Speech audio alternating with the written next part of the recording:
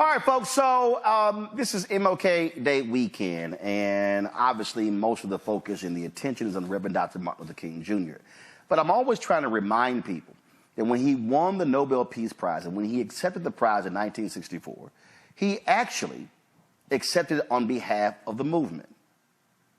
What he was saying was, I didn't make this happen, the people made it happen. And that's why he shared the money with various organizations. Now, Coretta Scott King wasn't happy about that because she was like, we need a new house.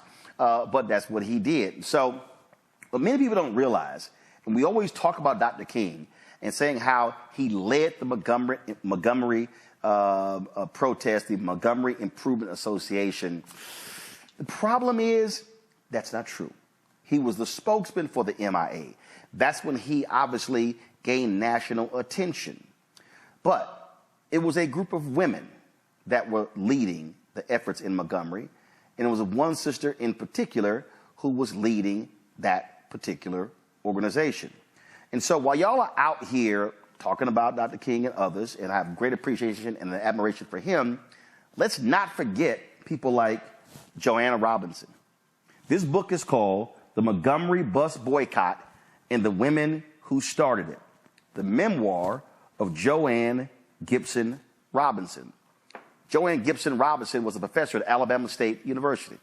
She actually wrote a letter to the bus company a year before the Montgomery bus boycotts and 4 days after Brown versus Board of Education.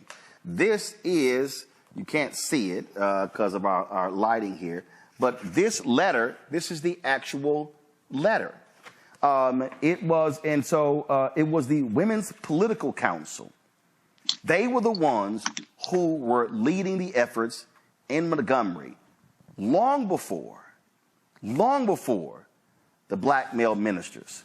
And so I'm saying all of this because we need to be expanding our knowledge to understand the heroes and the sheroes that were involved in this effort. Again, and the reason I got this book is because if y'all remember when I interviewed Fred Gray, if you go to the Black Start Network app or go to my YouTube channel, just type in Roland Martin and Fred Gray. Fred Gray tells the story. Fred Gray tells the story. I know y'all are sitting here trying to get a shot of it, so I'm just going to, y'all could put the camera on it here. Fred Gray tells the story of him sitting in a Montgomery, sitting in her kitchen as he and she talked about creating the Montgomery Improvement Association. So you can go to the interview. But again, you want to get this book. It was the women. Drop the lower third, please.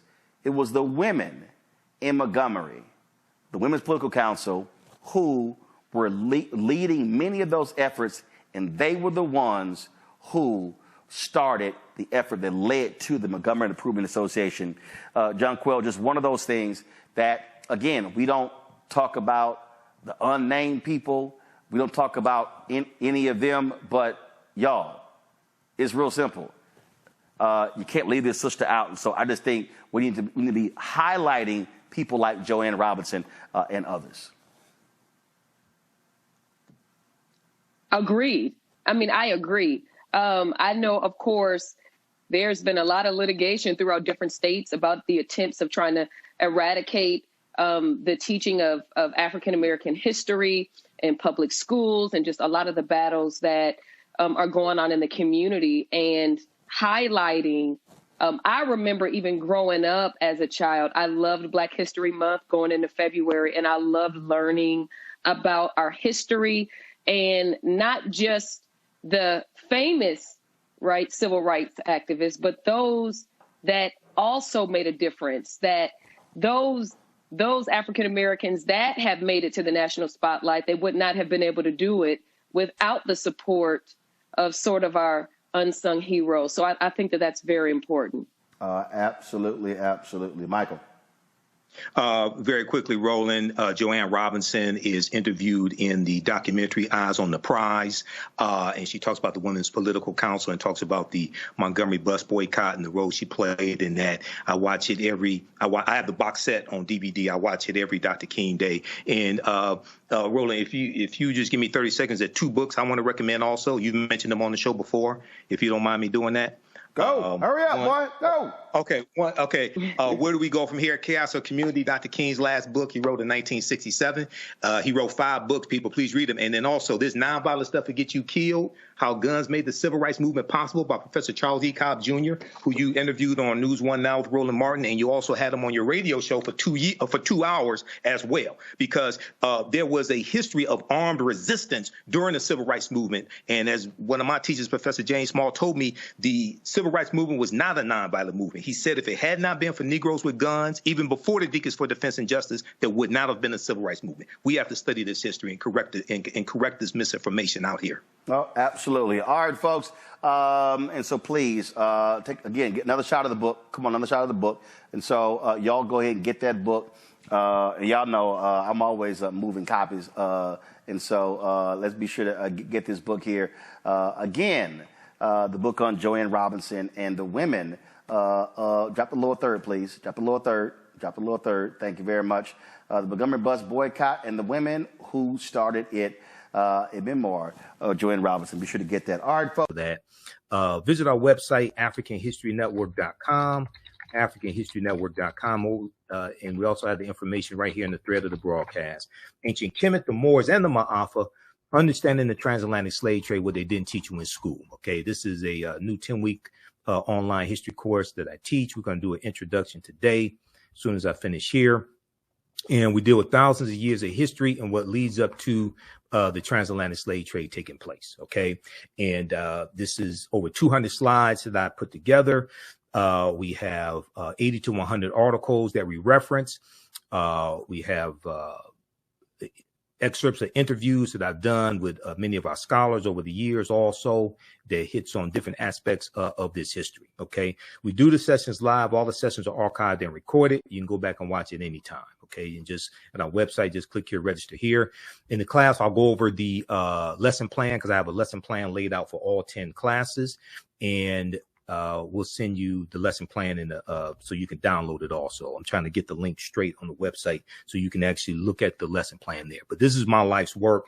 I started teaching this class in 2007. It's taken 7 years to get the class, really develop it to where it is today. 80 to 100 articles, 15 books that we reference. You don't have to buy any of these books to follow along in class. Classes on sale $80, regularly $130. And we do the sessions live. All the sessions are archived and recorded. So even after the course is over with, you can go back and watch the entire course. Okay. So you don't lose access to it. I don't want to do that. I want you to be able to 2-3 years from now, be able to still access this class. All right. Also, if you like this type of information, you can support the African History Network, $ the AHN show through Cash App, $ the AHN show through Cash App. Also through PayPal, paypal.me/the AHN show. So go to our website, AfricanHistoryNetwork.com, scroll down, and we have the information here for the Cash App, PayPal. When you click on that, this is our official Cash App account, $ the AHN show. SHOW. When you go to it, it says Michael. These other ones are fake African History Network Cash App accounts. I'm still trying to get shut down because people have been stealing money from us. Okay. These are not ours. They're using our logo, all that stuff. I put the link here. You click on the link and it has our QR code here as well. Okay. All right. So look, I have to get out of here. We have the link for the class here in the thread of the broadcast. Also, register for the full class. That helps us keep doing the research, stay on the air, keep broadcasting. If you want me to do a presentation for your group or organization, please email me through the website or email me at ahnshow@theafricanhistorynetwork.com, ahnshow@theafricanhistorynetwork.com. And we can set that up either in person or virtually if you want me to do a presentation for your group or organization. Listen to the African History Network show Sundays, 9 p.m. to 11 p.m. Eastern Standard Time, right here on our social media platforms. Visit our website for more information about that. And watch me on Fridays on Roland Martin Unfiltered, as well on the Black Star Network on Facebook, YouTube, Roland Martin, Facebook, YouTube. Download the Black Star Network app. Okay. Remember, right now it's correct wrong behavior. It's not over till we win. Wakanda forever.